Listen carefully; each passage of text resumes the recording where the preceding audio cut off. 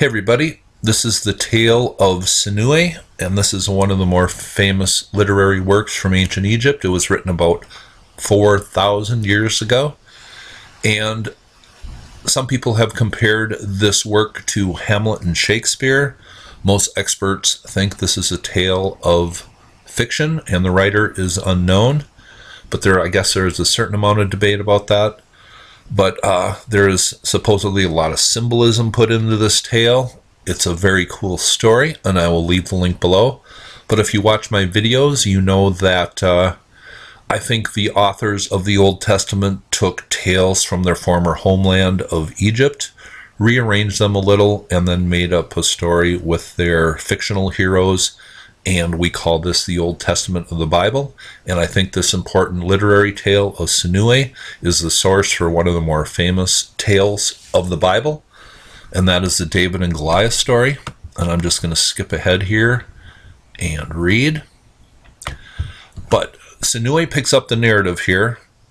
And he has just been threatened by the mightiest of warriors from neighboring tribes. And this great warrior has threatened him and his people. And Sinuhe says this: "Does a bull love combat, and shall then a stronger bull wish to sound the retreat through dread lest that one might equal him? If his heart be toward fighting, let him speak his will. Does God ignore what is ordained for him, or knows he how the matter stands? At night time I strung my bow and tried my arrows. I drew out my dagger and polished my weapons." And this duel is going to take place the next morning. And that's the same as in the David and Goliath story. It says, "Day dawned, and retinue was already come, and a great crowd had gathered." Retinue, I believe, was the Egyptian name for Canaan and Syria. It says, "It had stirred up its tribes, and had assembled the countries of a half of it. It had planned this fight. Forth he came against me where I stood, and I posted myself near him. Every heart burned for me. Men and women jabbered. Every heart was sore for me, saying, 'Is there another mighty man who can fight against him?'" And obviously the people were questioning the prowess of Sinuhe, of him being a warrior. They were doubting if he could take on this great warrior. It says, "Then his shield, his battle axe, and his armful of javelins fell." And this is exactly what Goliath carried into battle. A big blade and javelins and a shield. It says, "When I had escaped from his weapons and had caused his arrows to pass by me, uselessly sped. While one approached the other, I shot him, my arrow sticking in his neck.